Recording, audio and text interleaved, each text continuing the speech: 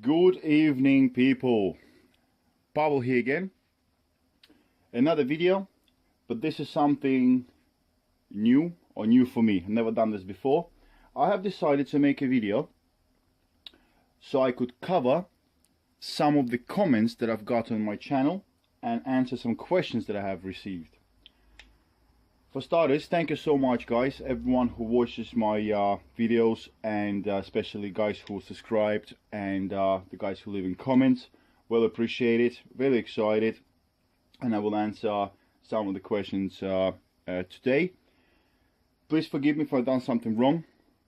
Leave me comments if you need me to change anything about this type of videos when I answer comments, because I will do them again. Obviously, it depends if you ask anything. I decided to do a video because it's much more personalized than text is a text. When person is speaking, obviously you can hear the passion and you can feel the person a bit more, okay? And that's the way I like doing things. So I will not mention any names. I would love to, but I'm not sure how it works, so I'm not going to mention any names. I'm just going to run through a couple of queries. If you guys would be okay with me mention names in the next comments video, please let me know in the comments, because I would prefer to actually go back and refer to the name of a person leaving me a comment, because it kind of makes it more special. It kind of like, alright, so the X-Man did ask me blah blah blah, so I think da da da. Kind of makes it a bit more interactive. But anyway, I'm not going to waste your time. Let's get started. I will start with the questions that were asked earlier, just to show some respect to people who have asked the question earlier. So question or query number one was pretty much in line with the package that you get with the board. Was it worth the money? Obviously, with the board, or at least for me, I did receive a set of rough stuff wheels, set of the street wheels, the board, the bag, carry bag, the tool, the charger, all the manuals and bits like that. I'm not gonna lie, at this particular moment I would be very unprofessional if I would have commented. Reason is that I still have a lot of tests I would like to do on this board, and I will be videoing them as well. I've got quite a lot of things planned. If you saw my videos already, I've covered quite a lot of things about the board, but I did not have it for a long time, and I do like to be precise, especially when I make a statement, was it worth it or not. So please bear with me. I will go through a couple of more tests. I think probably another 3-4 weeks I will be able to do another video when I will say was it worth it or not. At the moment, I'm enjoying it. It's all good. But again, please bear with me. I will do a separate video on this subject. So was it worth it? I'll get back to you guys. I hope you understand. Yeah, I need more facts so I can make a decision.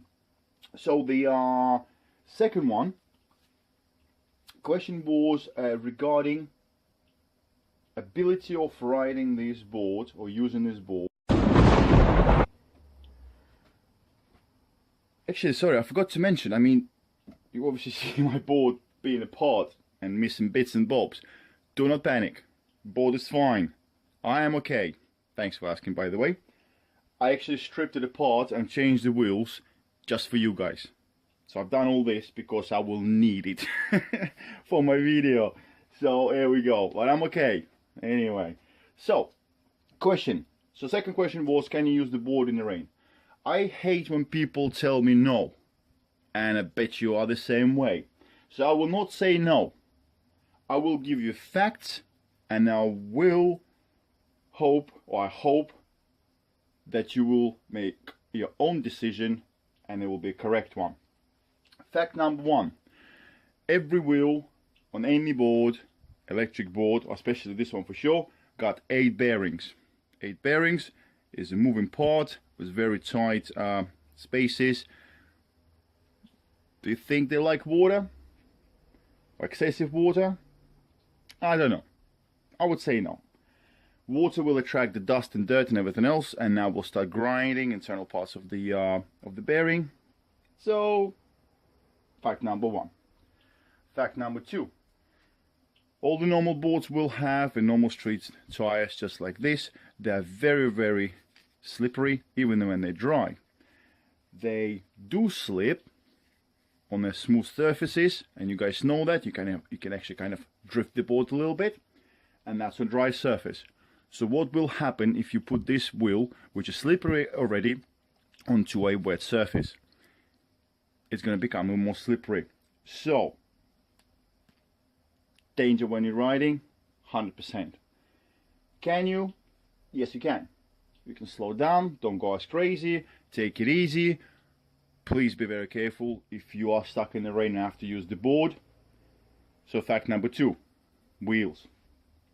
If you have something like rough stuff wheel with an aggressive surface just like this, looks like a proper truck tire, off-road truck tire, you will be better off, because obviously the friction is higher, so the tire will stay on the road better.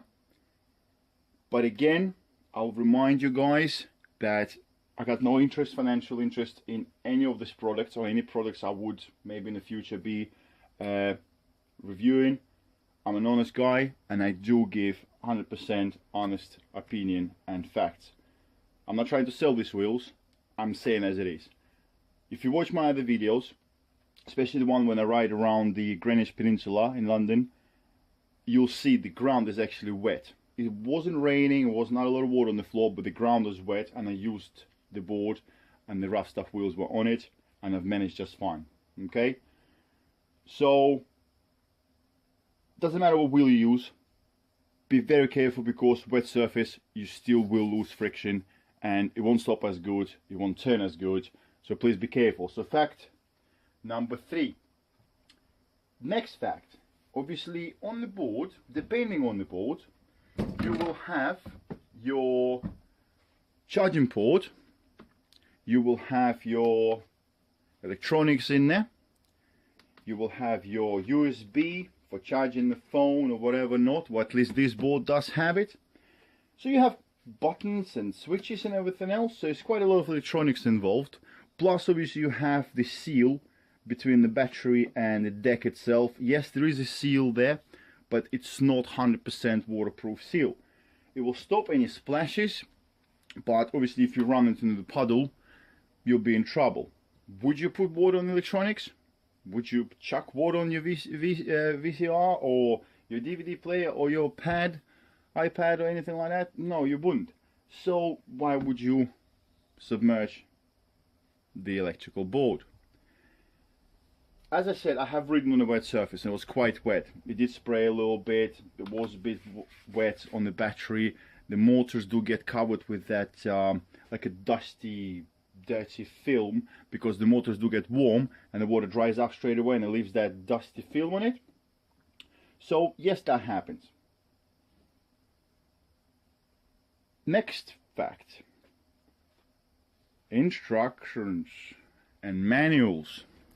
I am sure all you guys, if you look back at yourself or in the past, you'll agree with me. Do we read instructions? Well, especially men, no we don't. Because we think we know it all, we build something first, it doesn't work, and then we start reading through and going, oh, why it doesn't work? Or why do I have another handful spare of parts? Well, at least I am like that. But with this board, I actually read the manual. It's not that big, it's only like 5 pages. So what do we find here? Green do, red do not do. So one of the do not do's is do not ride over excessively wet grounds or through puddles. Here we go. So you got 4 facts out there that I just mentioned. Make your own decision. And I hope it'll be the right one. So guys, the last thing I would like to talk about, it's not really a question on the YouTube channel, just something I came across when I was swapping the wheels, is please remember that when you swap the wheels on Flex E-board, let's say if you go from the street wheels to the rough stuff wheels, yeah, the big monster ones, you also have to replace the belt guards. Okay, there are two types of belt guards. Small one that goes with the big wheel, so remember, big wheel, small guard, or small wheel, bigger guard. Okay, obviously to make up for that space that will be left if you go from the big wheel to a small wheel, you'll have a gap. Okay, in every box when you buy the rough stuff wheels, or at least I did, I've received 2 belt covers and also received the screws, replacement screws for here. There's a little Allen key with this as well, but I'm using my own tool. It's a bit handier.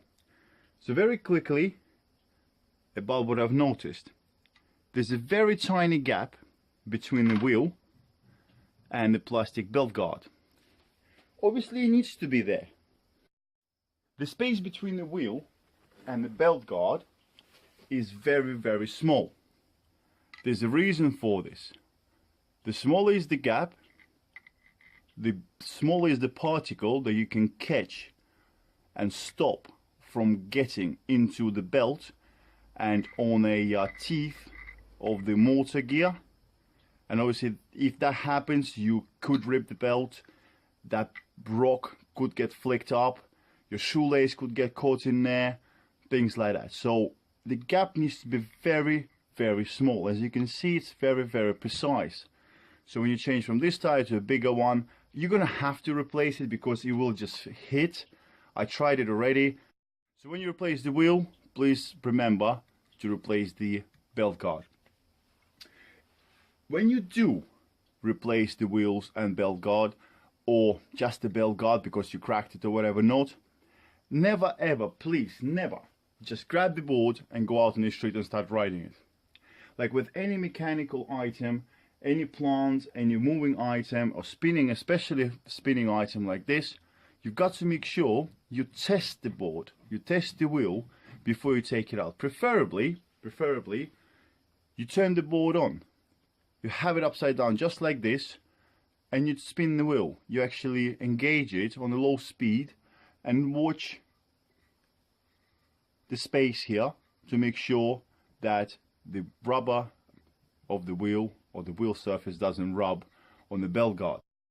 I do check obviously the space and the fitment of the belt guard every time I change the wheel, and as you can see, that did help me to make sure that the belt guard never rubs on my wheels. So as you can see, there are no rub marks on the wheels whatsoever, so it's all good. Always check your board. I would recommend you guys to check the board before every ride.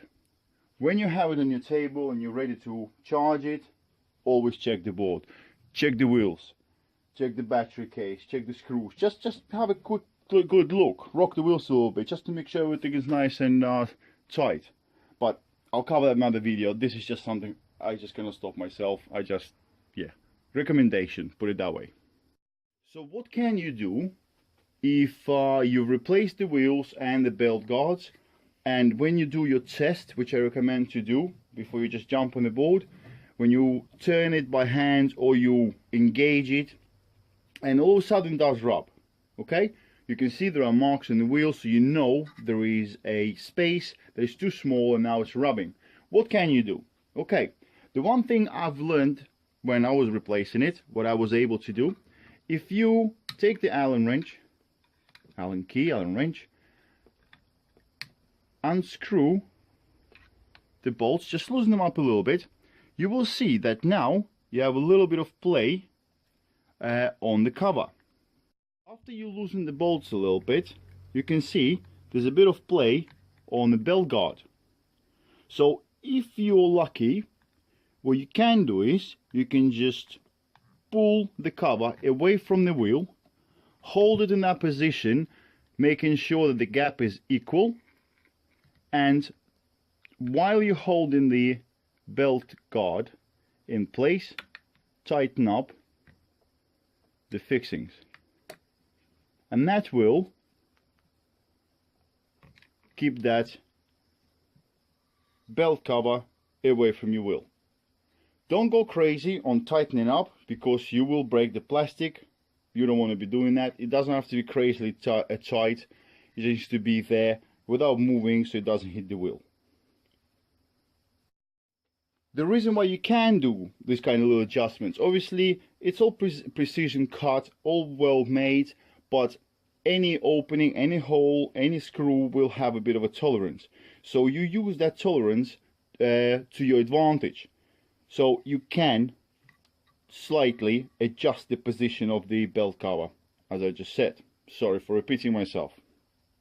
And if plan A did not work, you couldn't adjust the belt cover just by loosening up the screws, there's always plan B. You have to have plan B, guys. So plan B is a nice old-fashioned file.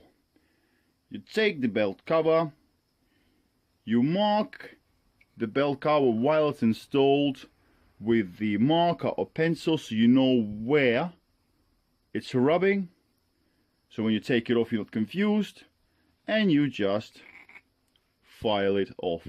File as little as possible, just enough to have a gap so the tire does not rub.